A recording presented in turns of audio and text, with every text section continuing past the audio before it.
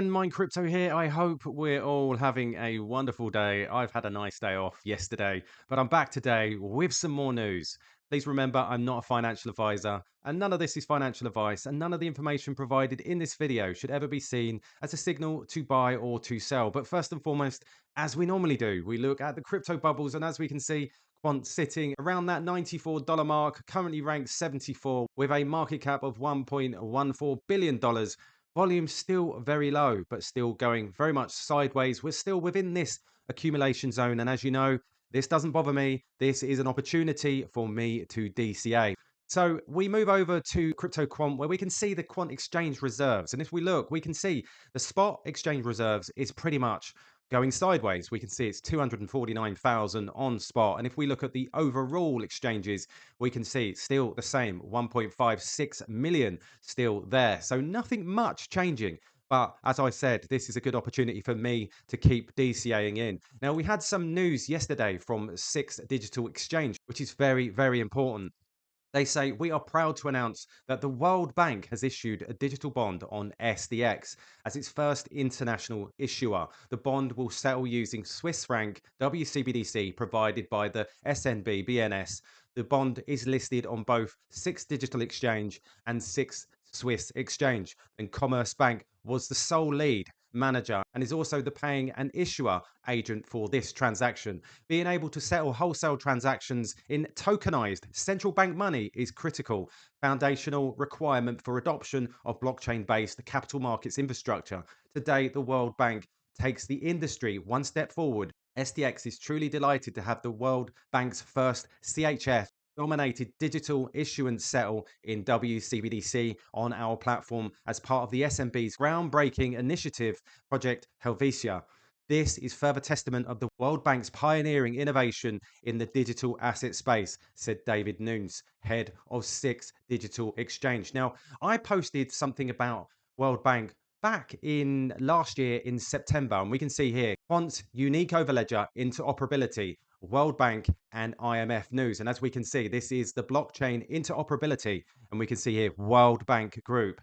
And we move across. This paper summarizes the initial exploration and findings of the World Bank Group Technology and Innovation Lab in partnership with IMF's Digital Advisory Unit on blockchain interoperability and some of the related approaches and efforts being carried out by blockchain innovators and other institutions. And we can see here, if we look closely, we've got the application layer adapters, and we can see here the Overledger platform by Quant Network connects various blockchain networks as well as legacy systems. The platform provides a blockchain agnostic operating system for business applications to run. It currently supports Hyperledger, Fabric, Corda, and we know who partners with Corda R3. And we look here, Ethereum, Bitcoin, IOTA, EOS, and Ripple, either permissioned or permissionless, and provides Java and JavaScript SDKs for developers and develop applications and to run on platform.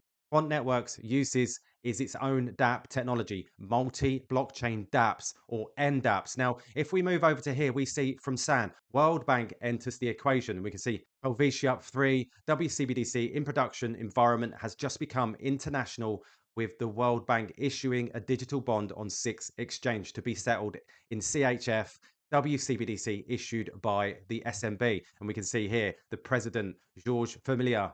The World Bank priced the first CHF digital bond by an international issuer, which will settle using Swiss franc wholesale CBDC. So looking very, very interesting. Now, we also see this. And if we look back to this, we can see this multi-DApp, multi-blockchain dApps back here, Quant Network. And if we move back over, we can see this. SDX infra hasn't changed a bit over the years. Hundreds of millions already tokenized. CBDC trials, RTGS integrations, all successful. And we can see this if we go multi-party gateway to digital asset tokenization platform. As we can see, this mapping system, we've got the benefits of tokenization platform operators, increased attractiveness to issuers by expanding investor reach, benefits of SDX members, no need for customer integration to multiple platforms offering digital asset tokenization. We've got SDX as a gateway to these platforms, offering standardized and integrated services. Then we get the benefits for banks and their clients, maximize access, investment opportunities, adding digital assets issued on tokenized platforms, consolidated portfolio view, and seamless market access. And as we can see here, OVL, Overledger, they've popped in here. Now, we also know that R3 is integrated into SDX Exchange when we know who's partnered with R3, Quant. And if we move over here, we can also see this from Confidential. And we read the parts that are important.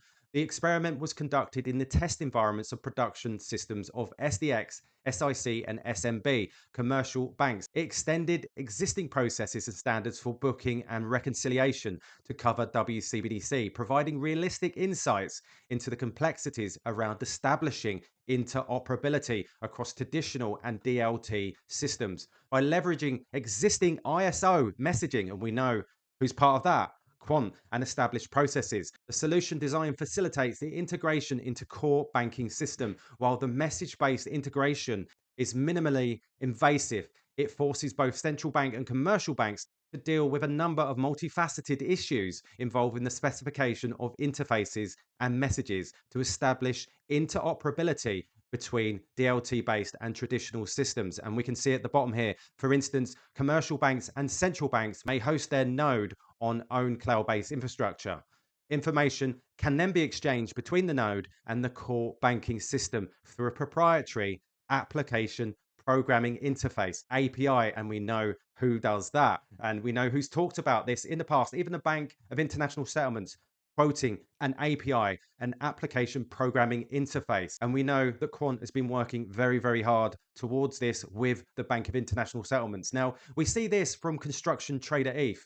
So building up this narrative and connecting these dots, we can see here, Alexandra Ketch from Swiss Digital Exchange SDX, addressing the need for interoperability between different blockchain systems. They highlight SDX's role in bridging traditional infrastructure with blockchain-based solutions. Construction Trader ETH says here, it's Quant who enables interoperability for SDX. And again, as we know, Corda R3 is integrated within the SDX exchange, and Quant is also partnered with Corda, as I keep saying. So let's have a listen from 3 minutes in, where I think it's important, where he starts to talk about the real juice here.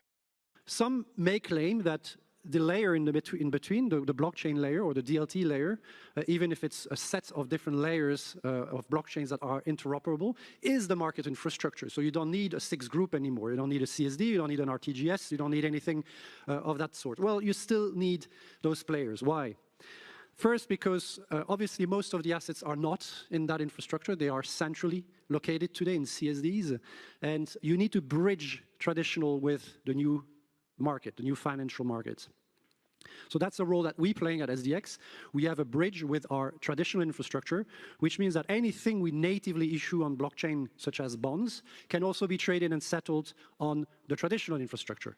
And vice versa. Anything that is on the traditional infrastructure can be tokenized and made available on our blockchain-based system. It's important, interoperability. Sorry, I'm going a bit too fast. So we will also play a role of bridging between those blockchains. I mentioned that it's unlikely that it will be one DLT or one infrastructure for obvious reasons, because different technology, different blockchains meet different use cases needs, and there will be a need for interoperating between the various systems. So to have assets issued by a UBS, for example, on Ethereum be accessible to the entire Swiss market via a bridge to our blockchain ecosystem. And that's what we're currently doing today as well.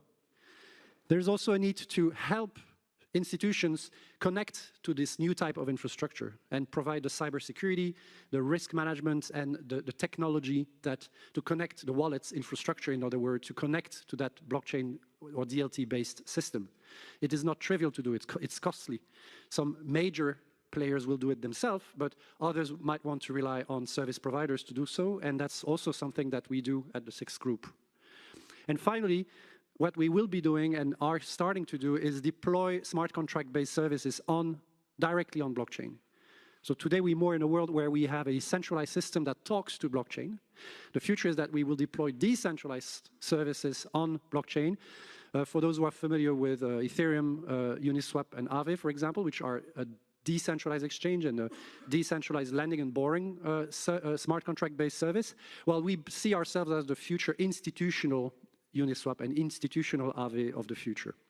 Wow. So there you heard it, a bridge for traditional infrastructure and the importance of interoperability to bridge that gap between traditional and decentralized finance. Absolutely massive. And if you check out the connections, as I've just highlighted here, it's looking really, really good, especially with everything else that's going on, hopefully this year, that we will find out. I remain very, very patient with Quant. I'm very, very excited. So there you go, guys. Just a quick update for you, connecting these dots, bringing you that news. Please subscribe, please hit that notification bell so that you don't miss any further videos. All the best, and I'll catch you later.